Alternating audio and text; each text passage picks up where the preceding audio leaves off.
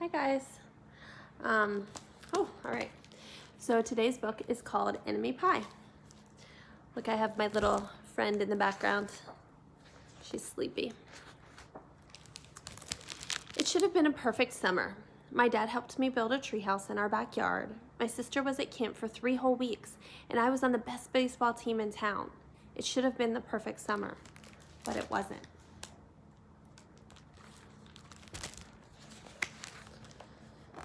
It was all good until Jeremy Ross moved into the neighborhood right next door to my best friend Stanley. I did not like Jeremy Ross. He laughed at me when he struck me out in a baseball game. He had a party on his trampoline and I wasn't even invited, but my best friend Stanley was.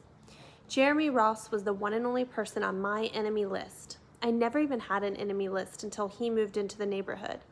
But as soon as he came along, I needed one. I hung it up in my treehouse where Jeremy Ross was not allowed to go.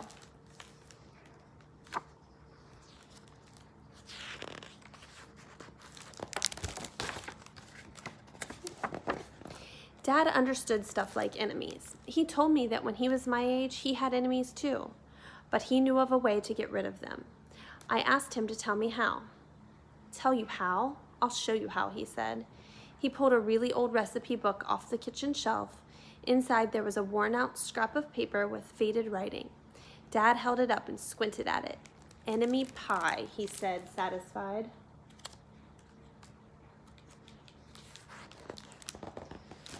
You may be wondering what exactly is enemy pie. I was wondering too, but Dad said the recipe was so secret he couldn't even tell me. I decided it must be magic. I begged him to tell me something, anything. I will tell you this, he said. Enemy pie is the fastest known way to get rid of enemies.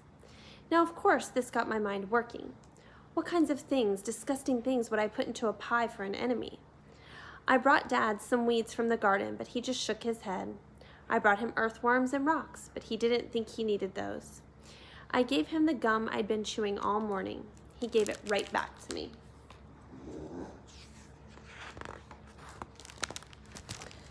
I went out to play alone. I shot baskets until the ball got stuck on the roof. I threw a boomerang that never came back to me. And all the while I listened to the sounds of my dad chopping and stirring and blending the ingredients of enemy pie. This could be a great summer after all. Enemy pie was going to be awful. I tried to imagine how horrible it must smell, or worse yet, what it would look like. But when I was in the backyard looking for ladybugs, I smelled something really, really, really good.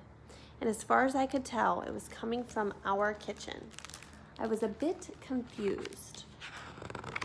Okay, hold on, I'm pausing for a second. Coming.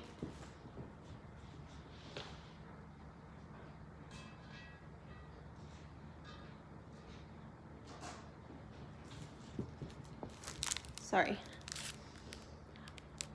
I went in to ask Dad what was wrong. Enemy pie shouldn't smell this good, but Dad was smart. If enemy pie smelled bad, your enemy would never eat it, he said. I could tell he'd made enemy pie before. The buzzer rang and Dad put the oven mitts on and pulled the pie out of the oven. It looked like a plain old pie. It looked good enough to eat. I was catching on, but still I wasn't really sure this enemy pie worked. What exactly did it do to enemies? Maybe it made their hair fall out, or their breath stinky. Maybe it made bullies cry. I asked Dad, but he was no help. He wouldn't tell me a thing, but while the pie cooled, he filled me in on my job.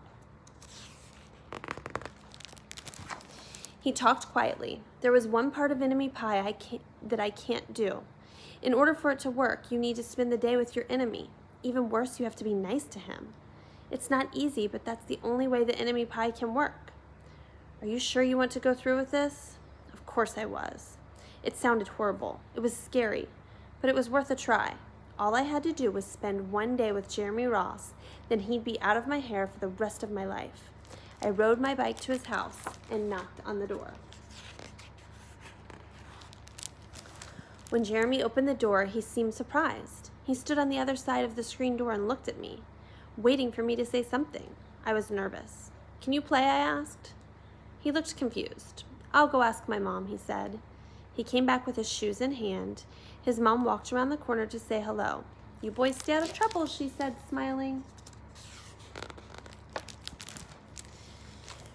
We rode bikes for a while and played on the trampoline, then made some water balloons and threw them at the neighbor girls, but we missed. Jeremy's mom made us lunch. After lunch, we went over to my house.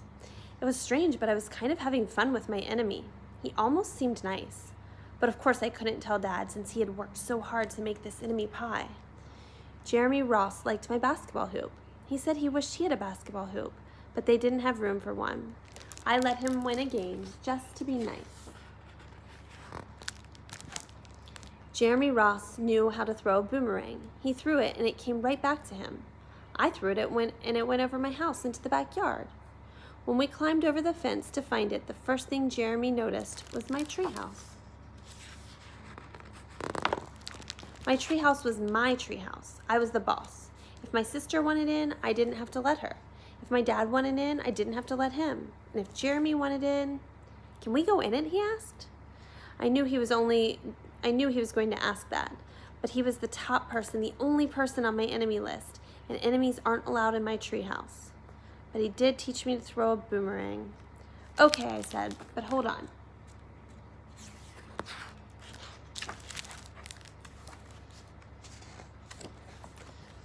I climbed up ahead of him and tore my enemy list off the wall. I had a checkerboard and some cards in the treehouse, and we played games until my dad called us for dinner. We pretended we didn't hear him, and when he came out to get us, we tried to hide from him. But somehow he found us. Dad made us macaroni and cheese for dinner, my favorite. It was Jeremy's favorite too. Maybe Jeremy Ross wasn't so bad after all. I was beginning to think maybe we should forget about the enemy pie. But sure enough, after dinner, Dad brought out the pie. I watched as he cut it into 8 thick slices. "Dad," I said, "it sure is nice having a new friend in the neighborhood." I was trying to get his attention and trying to tell Jeremy Ross was no longer my enemy. But Dad smiled and nodded. I think he was just pretending. Dad dished up 3 plates side by side with big pieces of pie and giant scoops of ice cream. He passed one to me and one to Jeremy. "Wow," Jeremy said, looking at the pie. "My dad never makes pie like this." It was at the point that I panicked. I didn't want Jeremy to eat the enemy pie. He was my friend. I couldn't let him eat it. "Jeremy, don't eat it. It's a bad pie. I think it's poisonous or something." Jeremy's fork stopped before reaching his mouth. He crumpled his eyebrows and looked at me funny. I felt relieved. I had saved his life. I was a hero. "If it's so bad," Jeremy asked, "then why has your dad already eaten half of it?" I turned to look at my dad. Sure enough, he was eating enemy pie. "Good stuff," he mumbled through a mouthful. And that was all he said. I sat there watching him eat the enemy pie for a few seconds. Dad was laughing. Jeremy was happily eating, and neither of them was losing their hair. It seemed safe enough, so I took a tiny taste. Enemy pie was delicious. After dessert, Jeremy rode his bike home, but not before inviting me over to play on his trampoline in the morning. He said he'd teach me how to flip. As for enemy pie, I still don't know how to make it. I still wonder if enemies really do hate it, or if their hair falls out, or their breath turns bad. But I don't know if I'll ever get an answer, because I just lost my best enemy. All right, so think about a rating and give it a fist of 5, and then think about a good theme for it, and we'll see what your best book choice is by the end of the week. Bye.